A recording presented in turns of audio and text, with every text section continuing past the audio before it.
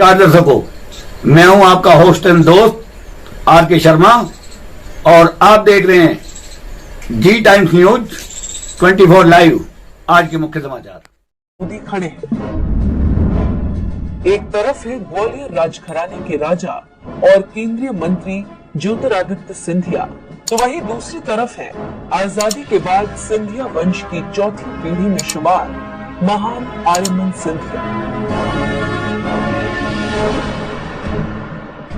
इस तस्वीर में ज्योतिरादित्य सिंधिया की मां माधवी राजे और पत्नी प्रियदर्शनी सिंधिया भी हैं। तस्वीर में सबसे गौर करने वाली बात है नरेंद्र मोदी और महान आर्यमन दोनों एक दूसरे के बेहद नजदीक हैं। दोनों की बॉडी लैंग्वेज बताती है कि वो एक दूसरे के साथ कितने कंफर्टेबल हैं। ऐसे में कयास लगाए जाने लगे हैं कि महान आर्यमन सिंधिया की लोकसभा चुनावों को लेकर लॉन्चिंग की तैयारी हो रही है। इन सुर्खियों के बीच क्या आप जानते हैं कि आखिर क्या है सिंधिया खानदान? सिंधिया परिवार का कितने साल पुराना इतिहास है? आखिर कैसे कई पीढ़ियों में सिंधिया राजाओं के बच्चे नहीं होने पर भी कैसे आगे बढ़ा ये वंश? तो सुनिए कहानी शुरू से।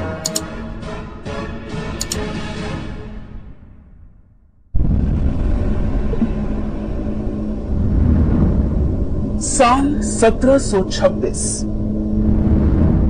सिंधिया वंश की स्थापना राणो जी सिंधे या सिंधिया ने आज से करीब 294 साल पहले 1726 ईस्वी में की। राणो जी मराठा सेना के महान योद्धा और सूबेदार थे। सिंधी परिवार महाराष्ट्र के सतारा का रहने वाला था।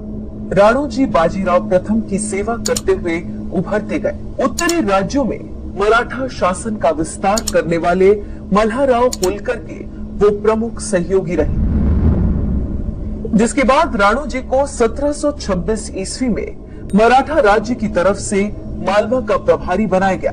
राणो जी सिंधिया ने 2 शादियां की। उनकी पहली पत्नी का नाम नैनबाई और दूसरी का नाम चीमाबाई था।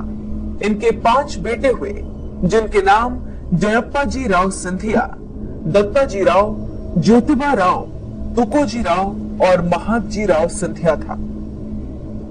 3 जुलाई 1745 को करीब 45 साल की उम्र में राणो जी सिंधिया का शुजलपुर मालवा में देहांत हुआ, जिसके बाद उनके सबसे बड़े बेटे जयप्पा जी राव सिंधिया ग्वालियर के महाराजा बने। सिंधिया राजवंश ने उज्जैन में अपनी अलग राजधानी स्थापित की, जिसे उन्होंने बाद में ग्वालियर के पहाड़ी दुर्ग में स्थापित कर लिया। राणो जी सिंधिया के बड़े बेटे जयप्पा सिंधिया की 1755 में हत्या हो गई। उसके बाद राणो जी के दूसरे बेटे दत्ता जी सिंधिया का 1760 में दिल्ली के बुराड़ी जंग के दौरान अब्दाली के सेनापति नजीर खान के साथ युद्ध हुआ और वो लड़ते हुए शहीद हुए। तुकोजी राव सिंधिया का 1761 में पानीपत की तीसरी जंग में बलिदान हुआ। राणो जी के चौथे बेटे माधोजी राव यानी महादजी सिंधिया पानीपत की जंग में घायल हुए, जबकि जयप्पा सिंधिया के बेटे जनकोजो सिंधिया को पानीपत की जंग में कैद कर लिया गया था। बाद में कैद के दौरान ही उनकी हत्या कर दी गई। 1761 में अहमद शाह अब्दाली ने दिल्ली समेत उत्तर भारत में मराठों को करारी शिकस्त दी। 20 मार्च 1761 को दिल्ली छोड़ने से पहले अहमद शाह अब्दाली ने शाह आलम द्वितीय को सम्राट, नजीबुद्दौला को मीर बख्शी और इमादुल मुल्क को दिल्ली का वजीर नियुक्त कर दिया और खुद अब्दाली अफगानिस्तान वापस लौट गया। लेकिन जल्द ही मुगल ताकत दिल्ली के तख्त पर कमजोर पड़ने लगी। मौका मिलते ही मजबूत रोहिल्ला गुलाम कादिर ने दिल्ली पर कब्जा कर लिया। मुगलों पर भयंकर जुल्म शुरू कर दी। इतिहासकार जदुनाथ सरकार की किताब फॉल ऑफ मुगल एम्पायर में लिखा है, रोहिल्ला सरदार गुलाम कादिर ने दिल्ली पर कब्जा किया और तत्कालीन मुगल बादशाह शाह आलम द्वितीय से खजाने के बारे में पूछा। शाह आलम ने कहा, सब कुछ तो पहले ही लुट चुका है। नाराज होकर गुलाम कादिर ने मुगल बादशाह आलम द्वितीय की आंखों को खंजर से निकालकर अंधा करवा दिया। रोहिल्ला सरदार कादिर ने मुगल परिवार के सदस्यों को 3-4 दिनों तक बिना खाने और पानी के भूखा प्यासा रखा। कई मुगल शहजादे भूख प्यास से मर गए। 2 मुगल शहजादियों की भी मौत हुई। सिर्फ 2 दिन में 21 शहजादे और शहजादियों की मौत हो गई। कादिर के सिपाहियों ने शहजादों की 2 बेटियों को लाल किले में निर्वस्त्र तक कर दिया।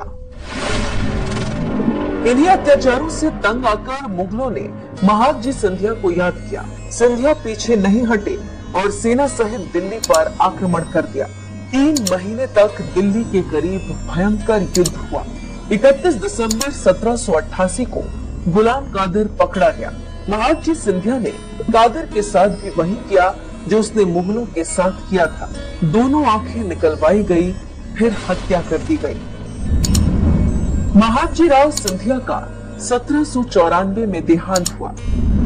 उनके पुत्र दौलत राव सिंधिया ने 1794 से 21 मार्च 1827 तक सिंधिया वंश को आगे बढ़ाया। तथ्यात्मक बात यह है कि दौलत राव सिंधिया उनके पुत्र नहीं थे, उनके बड़े भाई तुकोजी राव सिंधिया के बेटे थे। दरअसल महादजी राव ने 9 शादियां की, लेकिन उनका कोई बेटा नहीं हुआ।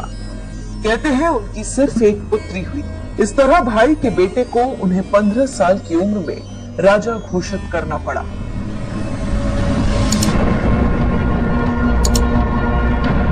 सिंधिया वंश में वीरता की कहानी, वैभव की कहानियां जुड़ी हैं, तो कुछ दाग भी हैं। 1857 में जब झांसी की रानी लक्ष्मीबाई ने अंग्रेजों के खिलाफ तलवार उठाई और युद्ध में कूद पड़ी, तब जयाजी राव सिंधिया ने झांसी की रानी के बजाय अंग्रेजों का साथ दिया था और झांसी की रानी के खिलाफ युद्ध में लड़े।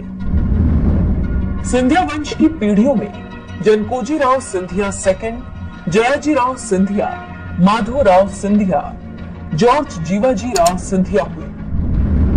जीवाजी की मृत्यु के बाद उनकी पत्नी विजयराजे सिंधिया ने आजादी के बाद राजनीति में प्रवेश किया। विजयराजे 1957 में गुना और 1962 में ग्वालियर से सांसद बनी, लेकिन धीरे धीरे वो संघ से जुड़ती चली गई। विजयराजे सिंधिया ने 1980 में भाजपा की स्थापना में बड़ी भूमिका निभाई। वो बीजेपी के टिकट पर 1989 में गुना से सांसद चुनी गई। 1991, 1996 और 1998 में भी वो सांसद बनी।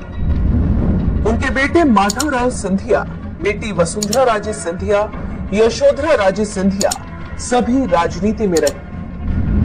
माधव राव सिंधिया कांग्रेस के कद्दावर नेता रहे। साल 2001 में एक प्लेन क्रैश में उनका देहांत हो गया, जबकि वसुंधरा राजे सिंधिया राजस्थान से 3 बार मुख्यमंत्री रह चुकी, जबकि उनके भतीजे माधव राव सिंधिया के बेटे ग्वालियर के राजा ज्योतिरादित्य सिंधिया बीजेपी सरकार में नागरिक उड्डयन मंत्री की भूमिका में।